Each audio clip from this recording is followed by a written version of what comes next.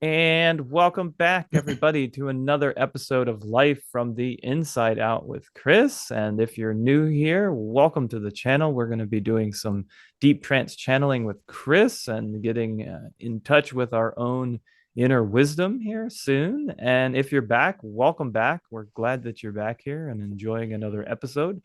I'm going to encourage everybody to check out the website link below, channelingchris.com, where you can go on there and sign up for the newsletter. You're going to get updates on all kinds of things happening in the Chris community, like seminars, new episodes, quotes, different snippets from transcripts where you get to see what Chris is saying and different topics. And it's really an excellent program. So if you haven't done that already, head on over to the website and get signed up for that. Um, and yeah, at last episode, we had a doozy. We talked about dreams, various types of dream bodies, and why we create them and how we use these physically. So it was really an interesting episode. So I can't wait to edit that one and get that out there, listen to it again. So it's pretty exciting. Hey, Serge. Hello. Yeah, that I can kind of feel not that it was heavy, it was just dense. Yeah, there's a lot of depth to it. Well, I guess it's kind of the same thing, dense and heavy, but just very heady. Yeah. Yeah, some of those like dream bodies, a little bit of a uh mystery to them, an air of mystery, just kind of discovering those and the different functions. So it's kind of cool. Sorry. Okay, ready to go? Yes, yes. Let's go.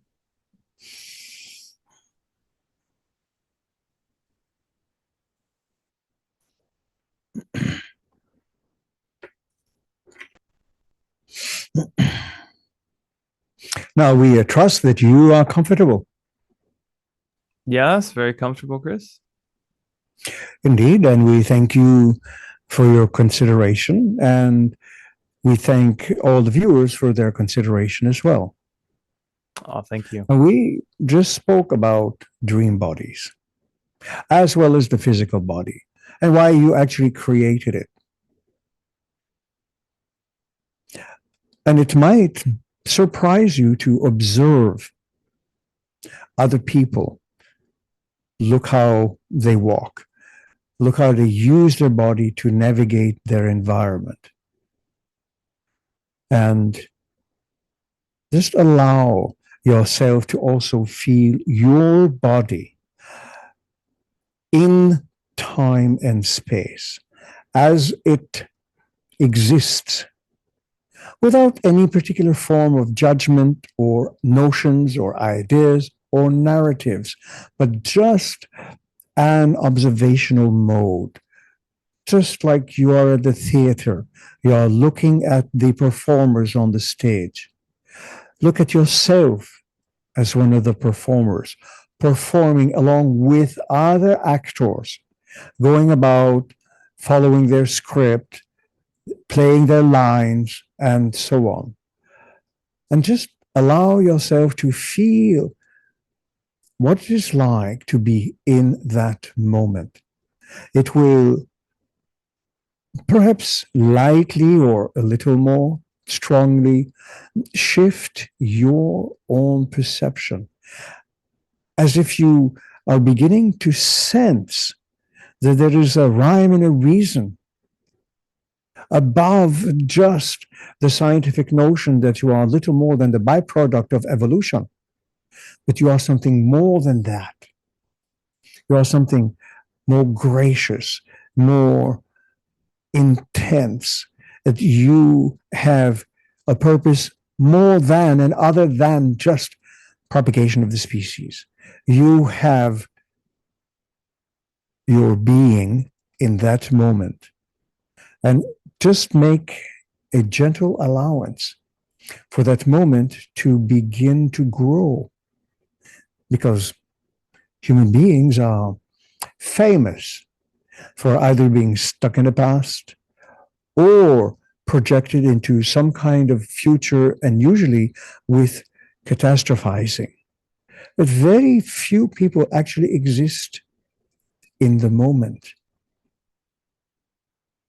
And if they try to do, then they are also thinking what they need to get at a grocery store and that perhaps what they have to get for dinner. And then they have to make a list and then they have to do this for work.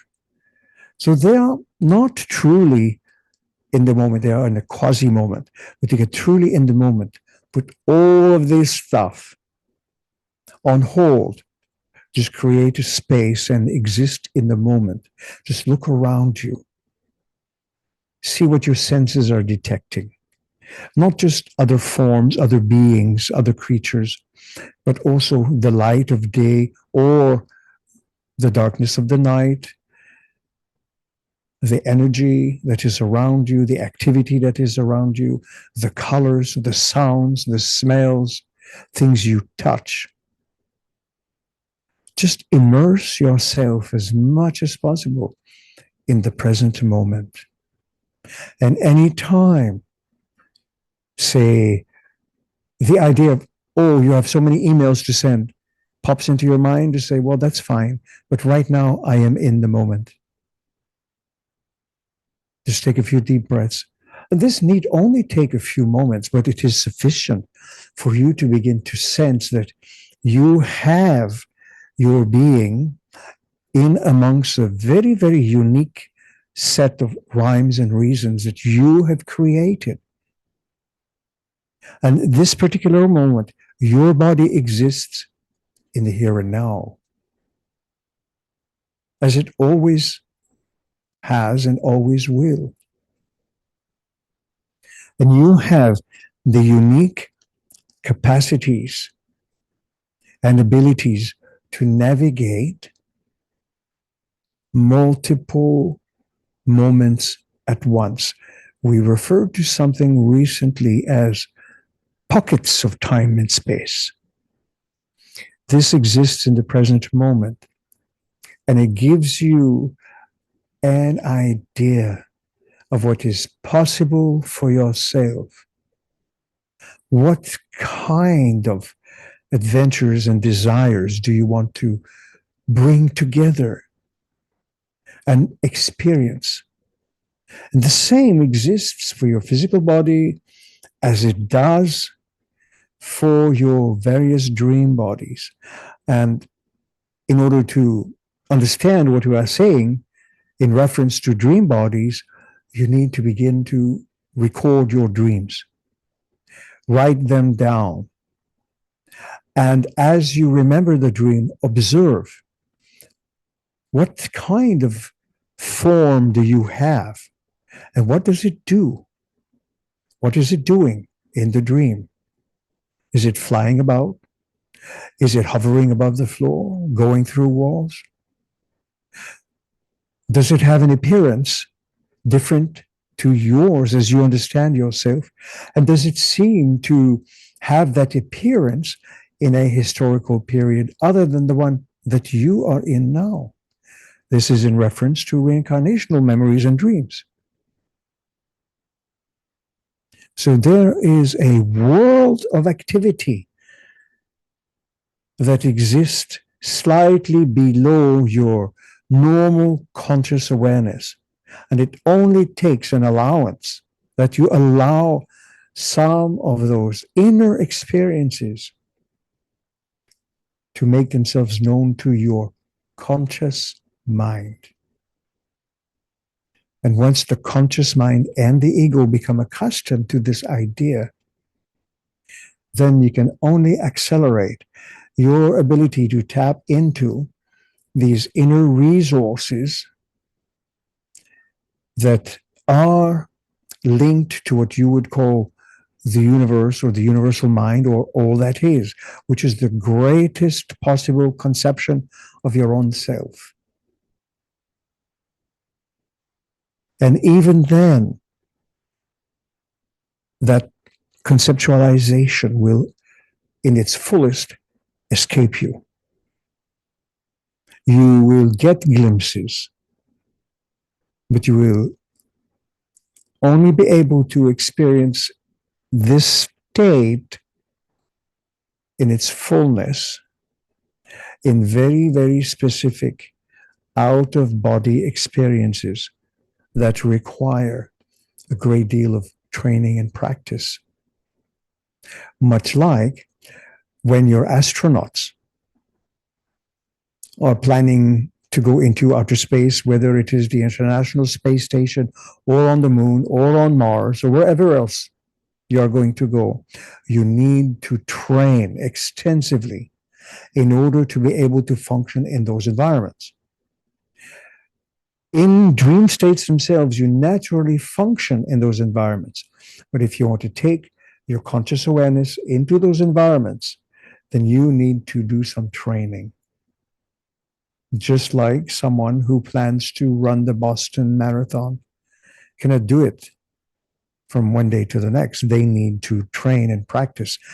They need perseverance and endurance and to not give up. So by training yourself in this way, you increase your capacity to remember your dreams, your dream experiences, and broaden the horizons of your awareness. Your awareness at this point in time is more or less limited to the physical field that you operate.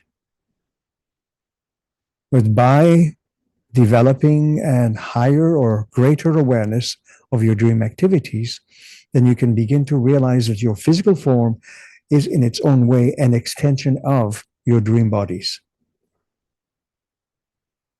And that lays the foundation for reality creation above and beyond anything that you know. And we're not talking that one day to the next you will be raising the dead or walking on water or calling the rain, but you will be able to understand how you use your emotional and feeling tones to create. Again, to utilize the analogy of the potter at his wheel. He has a clump of clay, wets his hands, begins to spin it, and with his wet hands, he has particular feelings and he has an idea, he has a desire of how he is going to shape that wet clay into a particular form because he sees it, he desires it, and he works it through his body to create that very form. Does that make sense to you? Yeah. Mm-hmm. So in a way, you are also the potter, but not just of clay, but you are the potter of your own consciousness. Now, would you have any comments or inquiry along these lines? We realize the subject matter is a little more involved than usual, but then again, it is a good reminder that you all also become more aware of your involvement with your reality and your creations.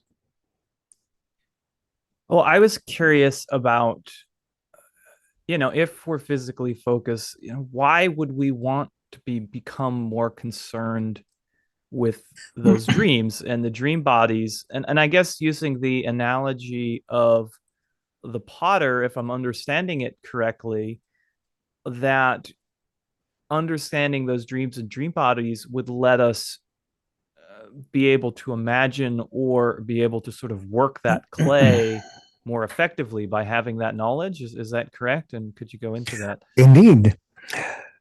If you go to pottery class as a newbie, greenhorn, whatever you want to call, and you don't know the first thing, somebody will put a lump of clay in front of you and you will look at it and go, what do I do with this? Once you learn the basics, how in the right amount of water, the right amount of pressure, the right amount of foot play so that the wheel can spin at a steady, consistent pace, you can begin to learn how to manipulate with your hands, water, and clay, just the shape that you want. So in reality, reality is the shape you give it. Does that make some sense? You become more adept at learning how to use energy, at becoming conscious of the process. That way, you can easily learn how to eliminate certain trains of thoughts, such as judgments, catastrophizing, negative thinking, all of the stuff that gives you a hassle, or should we say that you give yourselves a hassle with. You can put that aside. Therefore, you can begin to rejoice in a more natural mental, psychological state where your own innate potentials can begin to come through more easily. You no longer need to feel at odds with physicality as if it were something outside of you, but rather that exists inside of you in the form of feeling and emotional tones and beliefs and conclusions. All of reality exists in this way. We should again mention that it doesn't mean once you are able to do this that your existence will be a bed of roses, because rose bushes have thorns. But when there are thorns, you know how to unthorn them. Does that make sense? You will be able to very quickly resolve your situation, because those challenges are not meant to hamper you, but they are meant as opportunities for you to learn what you can do in your existence. There is a significant difference from thinking that a challenge is there to trip you up. Yeah, it sounds like that knowledge moves us into an empowerment mindset. Indeed, as we have suggested elsewhere, this kind of formation of training or teaching, if you like, is meant for self mastery. And all the ancient philosophies, we have mentioned this before, all the ancient philosophies, all the sacred writings, all the sages throughout history have that unique goal in common. Different points of view to give different people, according to time and circumstance, the ability of self mastery, of governing themselves and their energies without losing their focus of attention. So it helps to sharpen your mind, if you like, in unique ways.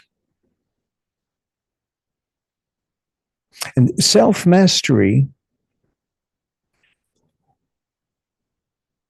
is so a part of your culture that you may not even see it, because most of the time, the teachings, the material, the information may indeed have been manipulated for selfish ends.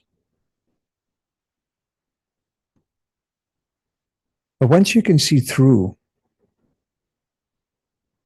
then you can understand that in actuality, it too is a reflection of your own beliefs or conclusions.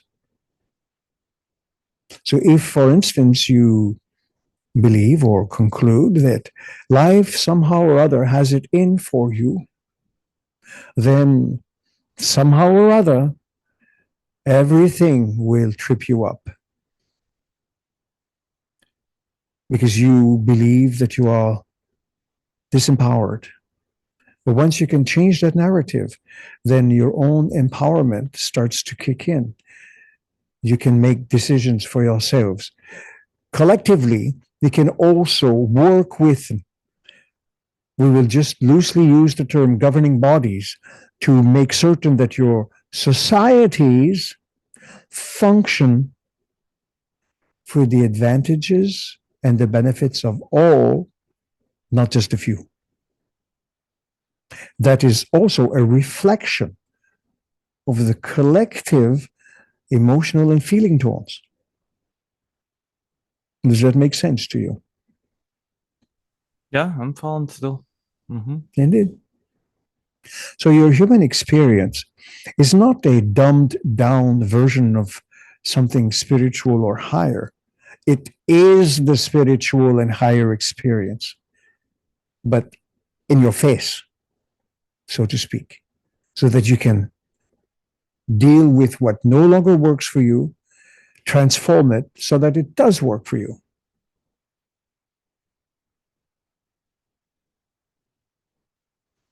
Yeah, it's very focused. Indeed, we could say in your common vernacular, you have no idea how focused the human experience is. All that energy to maintain the solar system as you know it, the galaxies, unlimited universes, also flows through your veins. It is the same energy, just like a drop of water contains all the elements of the entire ocean in a drop. The quantity might be less, but the quality is the same. And what you do with your life,